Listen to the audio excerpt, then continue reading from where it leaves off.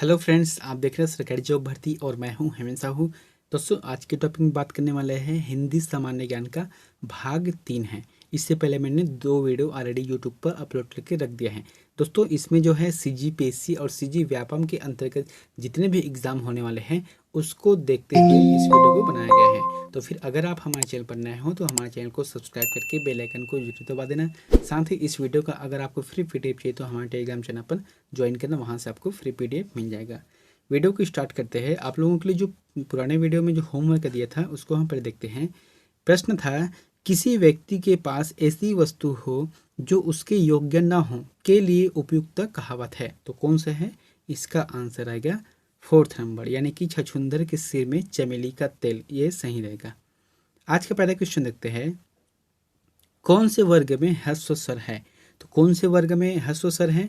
दोस्तों, आप लोगों को बता देता हूँ कि जब भी क्वेश्चन आंसर बताता हूँ तो फिर कोशिश ये करता हूँ कि इसमें टिप के माध्यम से कुछ एक्स्ट्रा फैक्ट भी डाल दूँ, है ना। तो यहाँ पर प्रश्न क्या बोला गया है कि ह्रस्व स्वर है। तो एक ही बता देता हूँ कि जो मूल स्वर है उसी को कहा जाता है ह्रस्व स्वर है, और एक है दीर्घ स्वर जिसे कहा जाता है गुरु स्वर है। तो इसमें से मूल स्वर जो ह्रस्व स्वर यानी कि जो शब्द में मात्र नहीं है, आ ई उ और ऋषि की रि, ये जो है मूल स्वर है। और दीर्घ स्वर क्या रहते हैं? जो बड़ा एक मात्रा है, यानी कि आ ई उ ए औ औ, ये शब्द है वहाँ दीर्घ शब्द है। इसका आंसर क्या आ जाएगा? 2nd नंबर आ जाएगा। नेक्स्ट क्वेश्चन है, स्पर्श व्यंजन वाला वर्ग कौन सा है? तो स्पर्श व्यंजन वाला वर्ग कौन सा है? इसका आंसर आ जाएगा 4th नंबर, क च और त प। देखो, जब किसी वर्ण का उच्चारण करते समय मुख के एक अंग द्वारा दूसरे को छूता है तब वह स्पर्श कहलाता है।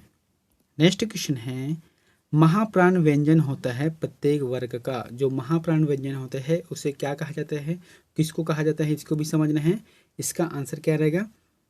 दूसरा और चौथा। दूसरा और जो चौथा वर्ग रहे, मतलब वर्ग के अंतर्गत जो शब्द रहता है उसको कहा जाता है। जैसे कि क ख ग घ अंगा, ये 5 वर्ण आ गए एक वर्ग के अंतर्गत, है ना। तो इसमें से दूसरा और जो चौथा शब्द है वह महाप्राण व्यंजन होता है। नेक्स्ट क्वेश्चन है, किस शब्द के स्थान पर न लिखा जा सकता है? तो किस स्थान पर लिखा जा सकता है न को? इसका आंसर आ जाएगा पंडित। पंडित जो है सही रहेगा। नेक्स्ट क्वेश्चन है, कौन से शब्द की वर्तनी सही है? यहाँ पर जो 4 शब्द दिए गए हैं इसका वर्तनी कौन सा सही है? इसका आंसर क्या रहेगा? जैसे कि तदोपरांत, यहाँ भी गलत है क्योंकि यहाँ पर आम की मात्रा होना चाहिए था। अतिशयोक्ति में एक अधक्का और जो ता है यहाँ पर गलत है। और अनुकूल में नू की जगह जो है छोटा नू होना चाहिए, तब सही होता है। लेकिन जो पुनरुद्धार है वहाँ सही रहेगा। नेक्स्ट क्वेश्चन है, कौन से शब्द की वर्तनी अशुद्ध है? तो अशुद्ध कौन सा है? इसका आंसर रहेगा पहला नंबर, जो कवित्री है यहाँ गलत है। बाकी जो तीनों शब्द है वहाँ सही शब्द है। नेक्स्ट क्वेश्चन है, साधु शब्द का बहुवचन खालिस्थान होता है। तो जो साधु शब्द है उसका बहुवचन क्या होगा? इसका बहुवचन ही साधु होगा, ठीक है। इसमें कोई चेंजेस नहीं होगा। जैसे कि उदाहरण के माध्यम से कैसे समझते हैं, जैसे कि साधु शब्द के लिए एक वचन के लिए क्या होगा? जैसे कि एक साधु आया, ठीक है। अगर बहुवचन हो इसके लिए कई साधु आए। तो कुल मिलाकर देखा जाए तो जो साधु जो शब्द है एक वचन और बहुवचन के लिए दोनों के लिए प्रयोग हो रहा है। नेक्स्ट क्वेश्चन है, दाता शब्द का स्त्रीलिंग खालिस्थान होता है। तो दाता जो शब्द है उसका स्त्रीलिंग क्या होगा? इसका आंसर है दात्री। नेक्स्ट क्वेश्चन है, कौन से वाक्य में अच्छा पद संज्ञा है? तो अच्छा पद संज्ञा कौन सा वाक्य में है? इसका आंसर रहेगा पहला नंबर, वह अच्छों के साथ अच्छा रहता है। नेक्स्ट क्वेश्चन है, निम्नलिखित में से कौन सा शब्द विशेषण है? तो कौन सा शब्द है जो विशेषण है? इसका आंसर रहेगा कृतज्ञ। कृतज्ञ जो शब्द है वह विशेषण है। नेक्स्ट क्वेश्चन है, कौन सा वाक्य पूर्ण भूतकाल का है? तो कौन सा वाक्य है जो पूर्ण भूतकाल का है? इसका आंसर क्या आ जाएगा? सेकंड आ जाएगा, है ना। यहाँ पर मैंने लिखा है कि वह काम कर चुकी थी। तो वह काम कर चुकी थी मतलब पूर्ण भूतकाल का उदाहरण है। नेक्स्ट क्वेश्चन है, कौन सा शब्द तत्पुरुष समास का उदाहरण है? तो कौन सा जो शब्द है वह तत्पुरुष समास का उदाहरण है? इसका आंसर आ जाएगा मन माना। मन माना जो शब्द है वह तत्पुरुष समास का उदाहरण है। इसका अर्थ क्या रहेगा? मन से माना हुआ, मन से माना हुआ। अर्थात देखो यहाँ पर स है, से है ना। तो करण तत्पुरुष समास है, और करण तत्पुरुष समास क्या है? से के द्वारा, ये आता है। नेक्स्ट क्वेश्चन है, कौन से वाक्य में कुछ शब्द सर्वनाम हैं? तो जो कुछ शब्द है वहाँ किस वाक्य के अंतर्गत जो है सर्वनाम है? इसका आंसर रहेगा सेकंड नंबर रहेगा, उनमें कुछ बेवकूफ भी है, ये सही है। नेक्स्ट क्वेश्चन है, निम्न में से कौन सा शब्द तत्सम है? तो तत्सम शब्द मतलब जो संस्कृत शब्द है उसका ज्यों का त्यों, या फिर यूँ कह सकते हैं संस्कृत शब्द का लगभग समानता होना चाहिए। तो इसका आंसर क्या आ जाएगा? सदा। जो सदा शब्द है वहाँ तत्सम शब्द है। नेक्स्ट है, ताप शब्द का विलोम खालिस्तान होता है। तो ताप शब्द का विलोम क्या होता है? इसका आंसर है शीत आ जाएगा। विलोम ताप का शीत। अगर गर्मी का क्या रहेगा? ठंडा आ जाएगा, ऐसे टाइप के। इसमें ताप का क्या रहेगा? शीत रहेगा। नेक्स्ट क्वेश्चन है, अमृत शब्द का पर्यायवाची शब्द क्या है? तो अमृत जो शब्द है इसका पर्यायवाची शब्द क्या है? इसका आंसर रहेगा पीयूष शब्द सही रहेगा। नेक्स्ट क्वेश्चन है, निम्न में से कौन सा शब्द पर्यायवाची नहीं है? तो कौन सा शब्द है जो पर्यायवाची नहीं है? इसका आंसर रहेगा फोर्थ है, यानी कि भावना। नेक्स्ट क्वेश्चन है, जो सब कुछ जानता है इस वाक्यांश के लिए सही शब्द क्या है? तो जो सब कुछ जानता है उसे क्या कहा जाता है? उसे कहा जाता है सर्वज्ञ कहा जाता है, अर्थात सबको जानने वाला, सब कुछ जानने वाला है। नेक्स्ट क्वेश्चन है, कौन से वाक्य में पानी शब्द का अर्थ लज्जा है? देखो, पानी शब्द का अर्थ लज्जा कौन से वाक्य में प्रयोग होता है ना? इसका आंसर क्या रहेगा? वहाँ पानी पानी हो गया। तो वहाँ पानी पानी हो गया मतलब वहाँ लज्जा से मर गया या फिर वहाँ शर्मा गया, ऐसा रहेगा। नेक्स्ट क्वेश्चन है, सही अर्थ वाला शब्द युग्म कौन सा नहीं है? इसका आंसर क्या आ जाएगा? इसका आंसर आ जाएगा फोर्थ नंबर। देखो यहाँ पर क्या है, एक है भवन, तो भवन को क्या कहा जाता है? महल कहा जाता है। भुवन को संसार। एक है मणि जिसे रत्न कहा जाता है, और एक मणि को सांप कहा जाता है। एक है बलि को बलिदान कहा जाता है, और एक बलि को ताकतवर कहा जाता है। लेकिन जो चौथा पॉइंट है वहाँ गलत है। नेक्स्ट क्वेश्चन है, क्रोध में कठोर वचन बोलने के लिए कौन सा मुहावरा उपयुक्त है? तो क्रोध में जैसे कि कठोर वचन बोलते हैं उन लोगों के लिए उपयुक्त मुहावरा कौन सा है? इसका आंसर है अंगारे उगलना। नेक्स्ट क्वेश्चन है, कौन सा वाक्य अशुद्ध है? तो कौन सा वाक्य अशुद्ध है? इसका आंसर रहेगा, देखो, बाघ बकरी एक घाट पर पानी पीते हैं, ये ठीक है। वहाँ बहुत भीड़ है, ये भी ठीक है। हमारे शिक्षक बहुत अच्छे, ये भी ठीक है। लेकिन जो थर्ड का ऑप्शन है, श्री कृष्ण के अनेकों नाम हैं, ये गलत है, क्योंकि अनेकों की जगह अनेक नाम होना चाहिए। श्री कृष्ण के अनेक नाम हैं, ये सही रहता। नेक्स्ट क्वेश्चन है, गुण के विरुद्ध नाम हो तो कौन सी लोकोक्ति का प्रयोग होगा? तो किस लोकोक्ति का प्रयोग होगा? नाम और उसके गुण अलग हो तो फिर इसका आंसर रहेगा आँख का अंधा नाम नैनन सुख। जो आँख का अंधा रहता है वो लोग जो है नैनन के जो सुख है उसे नहीं जानता। जैसे कि एक होता है ज्ञानचंद, नाम क्या है? ज्ञानचंद, लेकिन उसके पास ज्ञान है ही नहीं। नेक्स्ट क्वेश्चन है, निम्न में कौन सा वाक्य शुद्ध है? तो कौन सा वाक्य यहाँ पर शुद्ध है?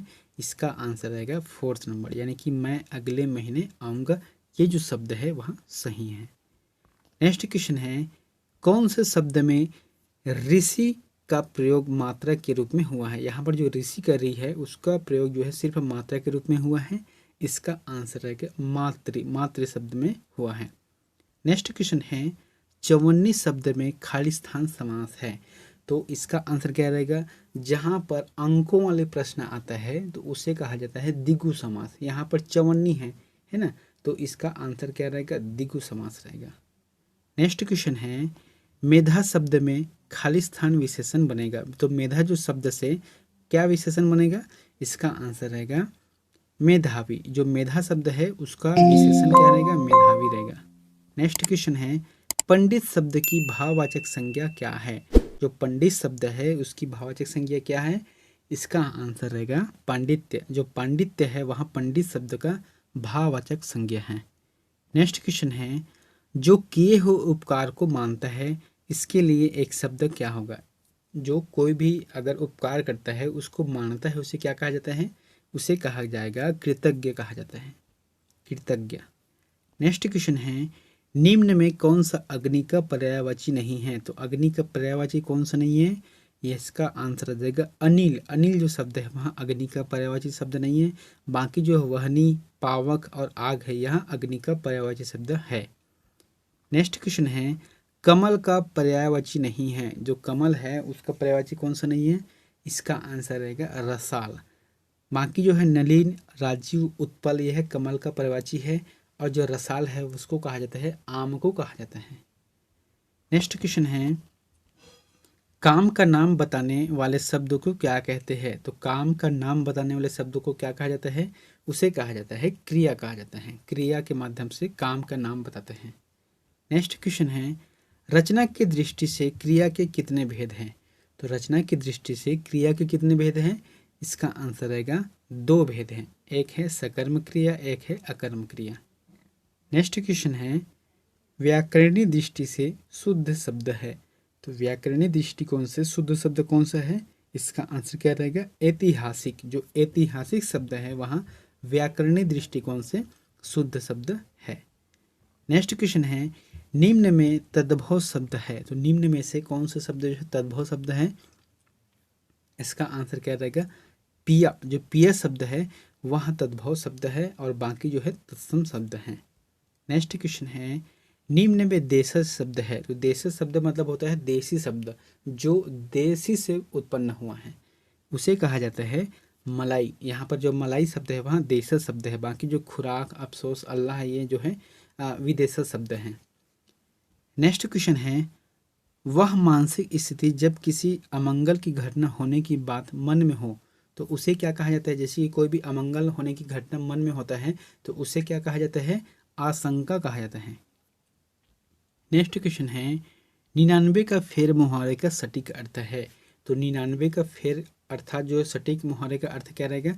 इसका आंसर रहेगा धन जोड़ने का बुरा लालच। एक जैसे कि क्रिकेट अगर देखते हो तो फिर आप लोग याद करना, एक होता है नर्वस 90s का, है ना, यानी कि 90 और 99 के बीच में आउट हो जाता है तो उसे कहा जाता है नर्वस 90।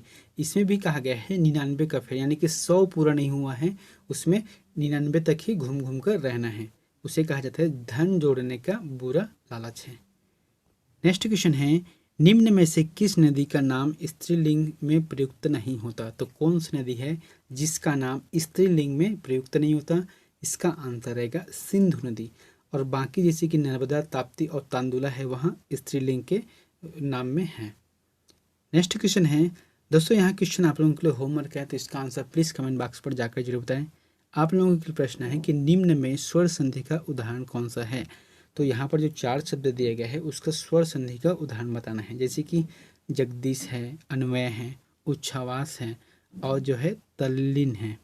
ये 4 जो शब्द है इसका आंसर हमें कमेंट बॉक्स पर जाकर जरूर बताना है। अगर वीडियो आप लोगों को अच्छा लगा तो प्लीज़ हमारे चैनल को सब्सक्राइब करके बेल आइकन को जरूर दबा देना। मिलते हैं नेक्स्ट वीडियो में एक नई जानकारी के साथ। Thank you.